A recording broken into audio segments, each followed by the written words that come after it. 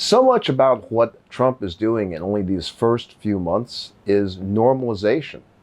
Normalization of tanks on the streets of DC, National Guard, U.S. military Marines in the streets in Los Angeles, raids with masked law enforcement people. It's all about getting us used to seeing these things. And that furthers his idea of his fantasy wanting to play strongman military dictator. So another way of normalizing is to have the cover of the legal system, right? That's a standard thing that dictators do. They want to claim that they're actually enforcing the law. So let's take a look at something that on the surface may not appear to be one of these types of normalization, but it really is when you dig a little bit. And that is the latest way for Trump to funnel money to his supporters. Which ones? Elon Musk's? No, already done that. Jared Kushner's dad? Already done that. Jared? Already done that. No, this time around, it's the Proud Boys who were convicted, among other things, of seditious conspiracy. Enrique Tarrio, their chairman, got 22 years after being convicted by a jury. Remember that? So let me read to you from a long ago press release from the Justice Department. We'll put it up for you. Today, the Justice Department secured the conviction of 4 leaders of the Proud Boys for seditious conspiracy related to the January 6th attack on the Capitol, said Attorney General Merrick V. Garland. A little bit later in this press release, Garland ends it with saying, "We have now secured the convictions of leaders of both the Proud Boys and the Oath Keepers for seditious conspiracy, specifically conspiring to oppose by force the lawful transfer of presidential power. The Justice Department will never stop working to defend the democracy to which all Americans are entitled." Kind of sounds like ancient history at this point, right? Well, the Justice Department apparently no longer does that. That was then, this is now. Let's take a look at how Professor Lawrence Tribe of Harvard describes the latest installment in what DOJ is doing with the Proud Boys. I'll read from it here while we put it up for you. Professor Tribe posted, "A brazen new form of corrupt giveaway by Trump's DOJ. Bondi's decision to cave into meritless big money lawsuits by criminals pursued by the Biden administration will transfer $100 million or more from us as taxpayers to those who tried to overthrow the U.S. Constitution. Ugh." That's in his Blue Sky post, and he is referencing a MSNBC opinion written by an esteemed legal analyst, me. So let's dive into that a little bit to understand what had happened here, right? The plaintiffs, the Proud Boys here, the leaders, have been found guilty of the seditious conspiracy. And what I pointed out was that this lawsuit looks really, really weak from a legal standpoint, and yet it has an excellent chance of a successful outcome. That's the kind of thing that we do here on Under Color of Law and on Legal AF, is we look behind the scenes for you to understand what's really going on here. I'm Shan Wu, doing an Under Color of Law analysis for this. And also, before I forget, hit that subscribe button so that you can help us build this effort to educate, explain, advocate without being beholden to any corporate overlords. So the reason that this is on its face a very weak lawsuit is because the legality of it and the evidence is really poor. But despite that, the reason why it's probably going to succeed and turn into a way of funneling money to the Proud Boys is because look at DOJ's recent track record. They capitulated in the wrongful death case brought by the estate of Ashley Babbitt, that was the Trump supporter who was shot and killed while trying to breach the House Speaker's lobby on January 6th. That Babbitt case was really weak. I mean, there had been multiple investigations that looked at the shooting, and they found that the officer who did the shooting had acted lawfully, and the DOJ Civil Rights Section, as well as Maine DOJ, decided that the officer had simply defended himself and others, meaning what he was tasked with doing, defending the members of Congress, and even found that likely he had saved lives by that action. So there were no criminal charges brought against that officer. Nevertheless, despite the investigation saying he'd done nothing wrong, the Trump DOJ decided to settle that case for $5 million. Now, the Proud Boys case looks even weaker than that one, believe it or not, because Tarrio and his co-plaintiffs are basically re-arguing the same defenses they made at their trials, the motions to dismiss, in some ways factually to the jury, and they lost, right? They were convicted after a trial by jury. They're convicted here. So one, their whole point in the lawsuit has already lost previously on the law. And second of all, they're doing something that's really kind of silly usually. They're bringing a civil suit for wrongful prosecution in which they were convicted. They didn't win on appeal. There isn't some other reason that occurred that says, oh, this was a questionable verdict. It's a perfectly solid verdict. Nothing happened to it. They were guilty beyond a reasonable doubt, right? The highest possible standard of proof you can have. And they are real. That's a logical problem for them.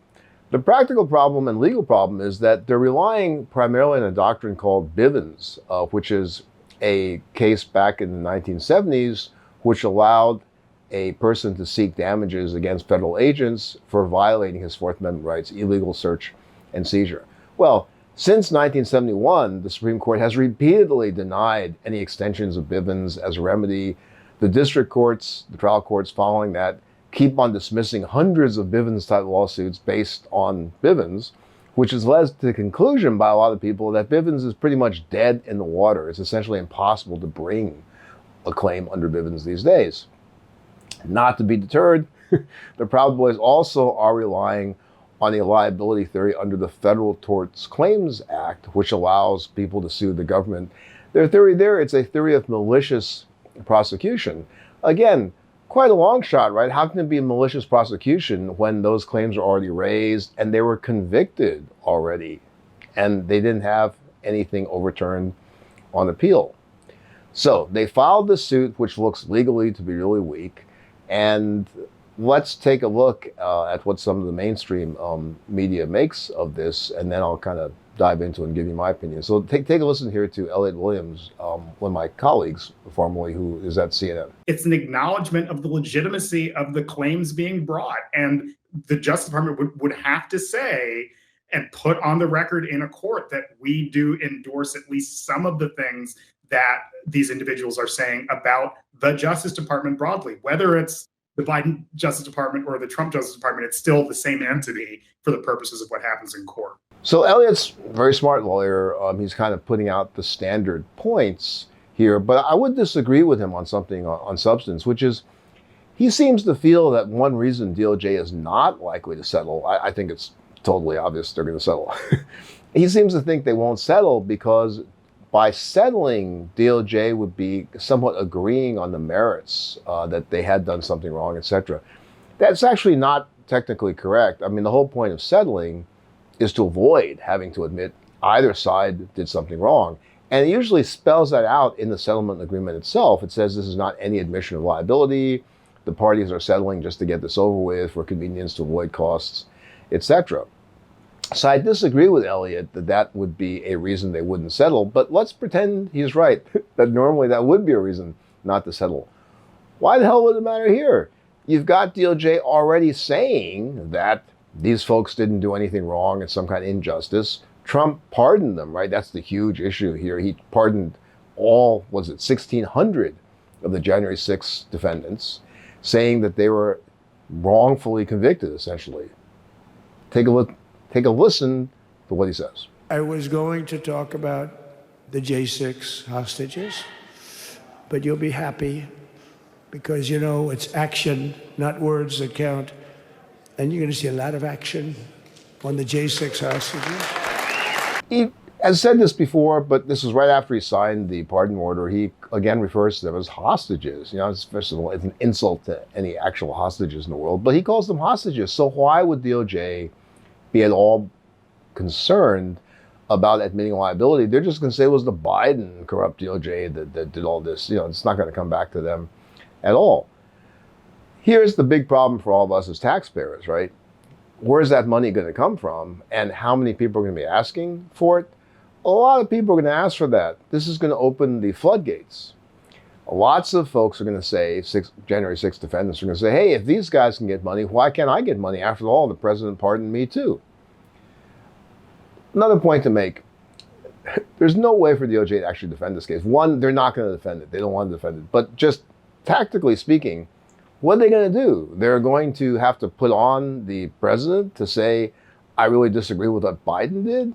I love these guys. They're great patriots. I mean, what kind of a bizarre scenario is that where DOJ is kind of litigating against itself, saying we had done something wrong previously, with the current president, the current AG, talking about that. Now, it's not like the government has never, ever admitted doing something wrong and paid money for it. Very rare, very hard to get the government to do that, any government to do that. That's called reparations, right?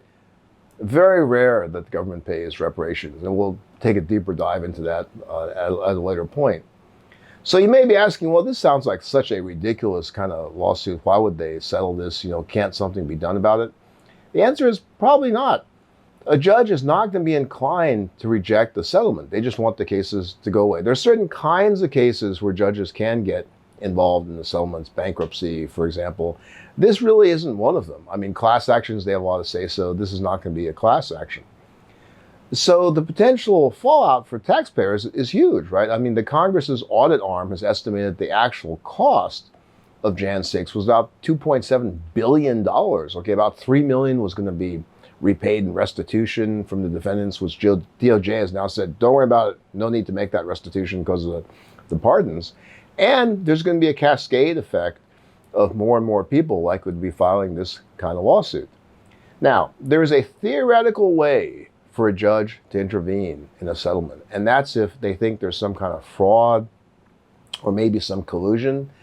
Very rare to see that here, and kind of still muddy as to how that could be brought procedurally into the court. But I'm going to take a deeper dive on that, so look for more of that to come. This kind of an income stream really fits well with Trump's idea. He's even said he wants to create a compensation fund for them. But the real point here that we want to shine the light on is it is reparations. It's reparations for something that really was not wrong at all, and yet there's so many instances where it took decades for reparations to be made. Look at the Tulsa Race Massacre, look at the Japanese-American incarceration, and of course, look at slavery, where there has never been reparations made. That's one piece of it. Remember I said about normalization? It's a way here for them to say, oh, there's a civil lawsuit. We're going to do the right thing as DOJ. We're going to save the taxpayers' money by settling the case. We're also going to pretend we're vindicating something through the legal system to use tax dollars, our money, to basically pay back and fund Trump loyalists. That's the real problem here, right? So we're going to keep an eye on this, see how much it does mushroom. And that's it for now. So good talking to you.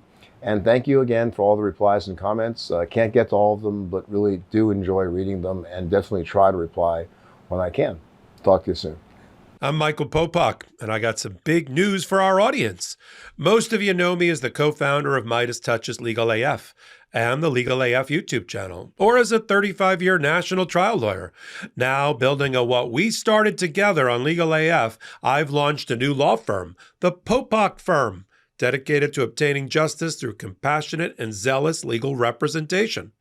At the Popak Firm, we are focused on obtaining justice for those who have been injured or damaged by a life-altering event by securing the highest dollar recoveries. I've been tirelessly fighting for justice for the last 35 years, so my own law firm organically building on my Legal AF work just feels right. And I've handpicked a team of top-tier trial fighters and settlement experts throughout all 50 states known as big auto injury attorneys who have the know-how to beat heartless insurance companies, corporations, government entities, and their attorneys. Big Auto's attorneys working with my firm are rock stars in their respective states and collectively responsible for billions of dollars in recoveries. So if you or a loved one have been on the wrong side of a catastrophic auto, motor vehicle, rideshare, or truck accident, suffered a personal injury, or been the victim of medical malpractice, employment harassment or discrimination, or suffered a violation of your civil and constitutional rights, then contact the Popak Firm today at 1-877-POPAK-AF or by visiting my website at www.thepopakfirm.com and fill out a free case evaluation form. And if we determine that you have a case and you sign with us, we don't get paid unless you do. The Popak Firm, fighting for your justice every step of the way.